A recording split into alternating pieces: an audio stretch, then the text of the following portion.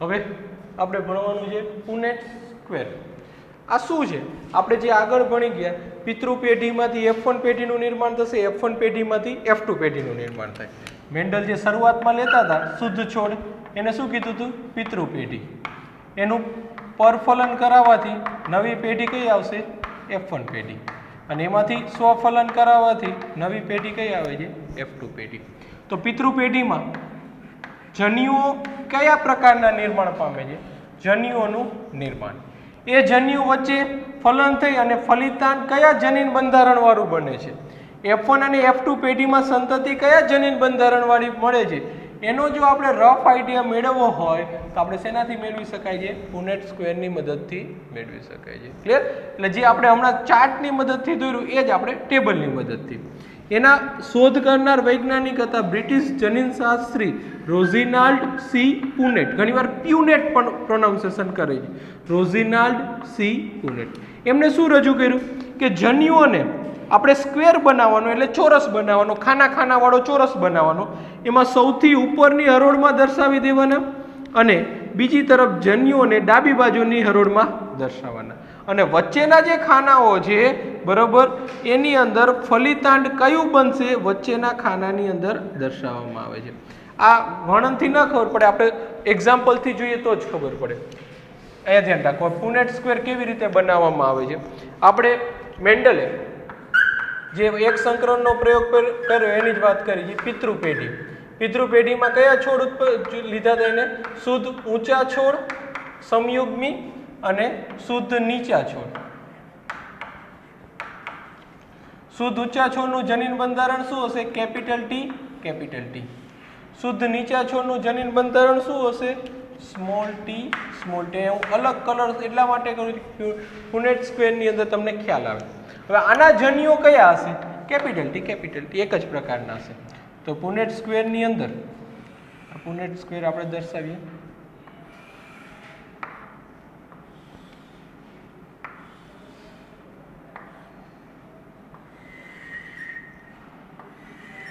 દાખલા તરીકે અહીં આને આપણે માદા છોડ કહીએ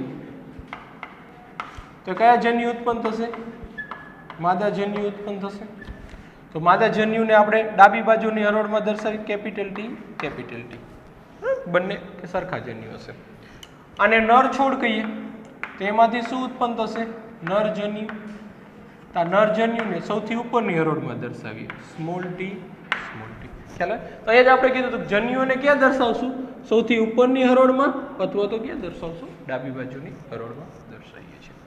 અને આ જન્યુ આ બંને ક્યાં ભેગા થાય છે? અહીંયા તેનું જનીન બંધારણ શું હશે? કેપિટલ ટી, સ્મોલ ટી થશે. અહીંયા કયા બે જન્યુ? એક આ જન્યુ અને એક આ જન્યુ. અહીંયા આનું જનીન બંધારણ શું થશે? Capital T, small T. અહીંયા બંને ભેગા થશે capital T, small T, capital T, small T. તો આ જે છે આ શું દર્શાવે છે? વચ્ચેના ખાનાઓ શું દર્શાવે છે? નવી જે પેઢી બને છે, ફલિતાંડ બને છે એનું જનીન બંધારણ શું હશે? બધાનું જનીન બંધારણ એક જ પ્રકારના છે કેપિટલ ટી, સ્મોલ ટી. એટલે કેવા છોડ બનશે? પ્રભુતાના નિયમ પ્રમાણે ઊંચા છોડ બને છે. અને આ પેઢીને આપણે શું કહેશું? F1 પેઢી. તો આપણે પુનેટ સ્ક્વેરની મદદથી આપણે જોઈ શકીએ કે F1 પેઢીના બધા જ છોડ કેવા હશે? ઊંચા હશે. હવે F1 પેઢીમાં સ્વફલન કરાવી અને F2 પેઢીનું નિર્માણ કરીએ તે આપણે સમજીએ. હવે આપણે F1 પેઢી લઈએ. F1 પેઢીના છોડ કયા હશે? Capital T, small T. અને એક લઈએ કેપિટલ ટી, સ્મોલ ટી. કારણ કે બંને છોડ કેવા છે? સમાન છે. આપણે સ્વફલન કરાવીએ છીએ. આને આપણે માદા છોડ તરીકે લઈએ તેમાંથી શું નિર્માણ પામશે? માદા જન્યુ. કયા હોઈ શકે? આગળ આપણે વિશ્લેષણના નિયમમાં જોયું હતું કે જ્યારે વિષમયુગ્મી છોડ હોય અથવા વિષમયુગ્મી જનીન સજીવ હોય તેના બંને વૈકલ્પિક કારકો એકબીજામાં મિશ્ર થયા વગર ભેગા રહે છે અને બેમાંથી કોઈ એક જનન કોષમાં અથવા જન્યુમાં ઉતરી આવે છે. તો અહીંયા આપણે લખીએ. આ પુનેટ સ્ક્વેર બનાવીએ. હજુ આ માદા જન્યુ કયા હોઈ શકે? આ કેપિટલ ટી હશે અથવા તો શું હશે? સ્મોલ ટી હશે. આને આપણે નર જન્યુ લખીએ તો નરજન્યુ કયા હશે? એક આ કેપિટલ ટી હશે અથવા તો શું હશે? Small T. આ નરજન્યુ છે, આ શું છે? માદાજન્યુ. આ નરજન્યુ આ માદાજન્યુ સાથે જોડાશે, જનીન બંધારણ શું થશે? Capital T capital T. પ્રભુતાના નિયમ પ્રમાણે કેવો છોડ થશે? ઊંચો છોડ થશે. કેપિટલ ટી ની હાજરી છે. અહીંયા જોઈએ તો કેપિટલ ટી સ્મોલ ટી. જ્યાં સુધી કેપિટલ છે ત્યાં સુધી સ્મોલનો વારો આવે ને આ મગજમાં બેસાડી દેવાનું, એટલે છોડ કેવો થશે? ઊંચો થશે. સ્મોલનો વારો સ્મોલ ટી ક્યારે અભિવ્યક્ત થશે? નીચો ક્યારે થશે? જ્યારે કેપિટલ ટી ગેરહાજર હોય ને તો જ છોડ નીચો થશે. અહીંયા જોઈએ આ બંને ભેગા થશે, જનીન બંધારણ કેપિટલ ટી સ્મોલ ટી. છોડ કેવો થશે? ઊંચો થશે. હવે અહીંયા ધ્યાન, એ શું ભેગું થશે? Small T small T. હવે જો અહીંયા બંને સ્મોલ ટી છે, કેપિટલ ટી છે નહીં, તો આ છોડ કેવો થશે? નીચો થશે. તો ઊંચા છોડ કેટલા હશે? અને નીચા છોડની વાત કરીએ, ઊંચા છોડના 3 હશે અને નીચા છોડ 1 હશે. એટલે આપણને F2 પેઢીમાં એક સંકરણને અંતે કયું પરિણામ મળે છે? 3:1 નું મળે છે. જનીન બંધારણ જોઈએ તો capital T capital T small T અને સ્મોલ ટી સ્મોલ ટી, 3 જનીન બંધારણ ધરાવતા છોડ મળે છે. કેપિટલ ટી કેટલા મળે છે? 1. કેપિટલ ટી સ્મોલ ટી કેટલા મળે છે? 2. અને સ્મોલ ટી કેટલા મળે છે? 1 મળે છે. એટલે 4 માંથી 1 કેપિટલ ટી 1 સ્મોલ ટી અને 2 કેટલા મળે છે? Capital T small T. એટલે આવું કહી શકાય કેપિટલ ટી સ્મોલ ટી. આનું પ્રમાણ અહીંયા 1/4, 2/4 અને અહીંયા 1/4, એટલે 25%, 50% અને 25%. આ શેના આધારે? જનીન સ્વરૂપ આવું મળે છે. જનીન પ્રકાર કેપિટલ ટી વાળો 4 માંથી 1 મળે છે, સ્મોલ ટી વાળો 4 માંથી 1 મળે છે, કેપિટલ ટી સ્મોલ ટી વાળા 4 માંથી 2 મળે છે. પણ સ્વરૂપ પ્રકારને આધારે આપણે લખવું હોય તો ઊંચા છોડ કેટલા મળ્યા? 4 માંથી 3/4, અને નીચા છોડ કેટલા મળ્યા? 4 માંથી 1/4, એટલે 75% ના કેટલું થશે? 25%. 3:1 નો રેશિયો મળે. ક્લિયર અહીં સુધી? તો આ પુનેટ સ્ક્વેરની વાત કરી હતી. ક્લિયર? આને ડિસ્ક્રિપ્ટિવ તમારે આજે મેં સમજાવેલું છે એ જ રીતે તૈયાર કરવાનું છે. બુકની વાક્ય રચનાને બહુ ધ્યાનમાં લેવાની નથી. ક્લિયર અહીં સુધી? હવે આપણે આના પછીનો પોઈન્ટ કસોટી સંકરણ જોવાનો છે.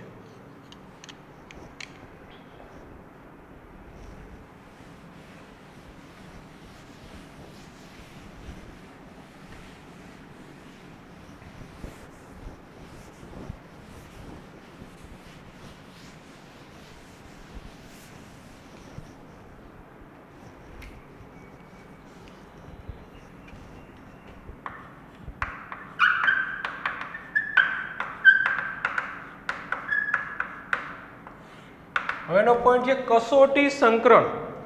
કસોટી સંકરણ કોને કહેવાય? ટેસ્ટ ક્રોસ જેને કહેશું આપણે, ટેસ્ટ ક્રોસ અથવા તો કસોટી સંકરણ. હવે આગળ આપણે F2 પેઢીમાં જોયું. F2 પેઢીમાં જનીન બંધારણ શું હતું? જનીન સ્વરૂપ, જનીન પ્રકાર જેને આપણે કેપિટલ ટી સ્મોલ ટી અને સ્મોલ ટી. આવા છોડ 1 હતા, આવા છોડ 2 હતા, આવા છોડ 1 હતા. આ પણ છોડ ઊંચો હતો અને આ પણ છોડ કે દેખાવમાં કેવો હતો? ઊંચો હતો. હવે સમજો, દેખાવમાં ઊંચો છોડ, આ બંને દેખાવમાં ઊંચા છે, સરખા જ ઊંચા છે. જોઈને આપણને એનો જનીન પ્રકાર ખબર પડશે નહીં. આજે કેપિટલ ટી વાળો જે છોડ હતો એ સમયુગ્મી ઊંચો હતો,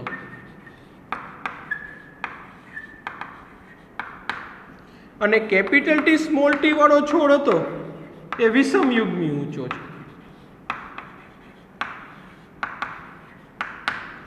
હવે કોઈ પણ છોડ સમયુગ્મી ઊંચો છે કે વિષમયુગ્મી ઊંચો છે, આ નક્કી કરવા માટે જે સંકરણ યોજાય એને આપણે શું કહેશું? કસોટી સંકરણ. એટલે દેખાવ જે હોય છોડ સમયુગ્મી છે કે વિષમયુગ્મી એ નક્કી કરવા માટે જે સંકરણ યોજાય એ સંકરણને આપણે શું કહેશું? કસોટી સંકરણ. આ એક્ઝામ્પલ સાથે કેપિટલ ટી વાળો છોડ દેખાવમાં ઊંચો હશે, કેપિટલ ટી વાળો છોડ કેવો હશે? ઊંચો હશે. પણ એ સમયુગ્મી છે કે વિષમયુગ્મી છે? દેખાવને આપણને તો જો બહારથી તો ખબર નથી પડતી જોઈને, તો એ સમયુગ્મી છે કે વિષમયુગ્મી એ નક્કી કરવા માટે જે સંકરણ યોજાય એને આપણે શું કહેશું? કસોટી સંકરણ. ખ્યાલ આવ્યો? એટલે સમયુગ્મી અને વિષમયુગ્મી સજીવ નક્કી કરવા માટે જે સંકરણ યોજાય છે એ સંકરણને આપણે શું કહેશું? કસોટી સંકરણ. કસોટી સંકરણમાં શું કરવામાં આવે છે? જે ફિનોટાઇપ છે, જે સ્વરૂપ પ્રકાર ધરાવતો, એટલે જે પ્રભાવી સ્વરૂપ પ્રકાર ઊંચો છોડ છે ધરાવતો છોડને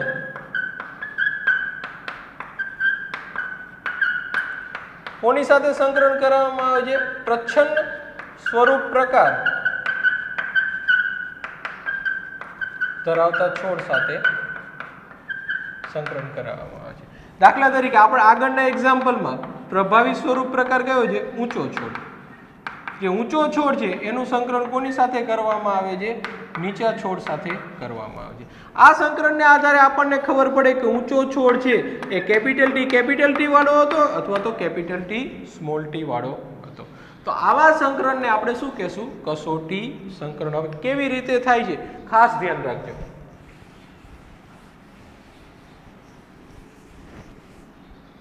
અહીંયા આપણી પાસે ઊંચો છોડ છે, માની લો. ઊંચા છોડમાં બે શક્યતા છે.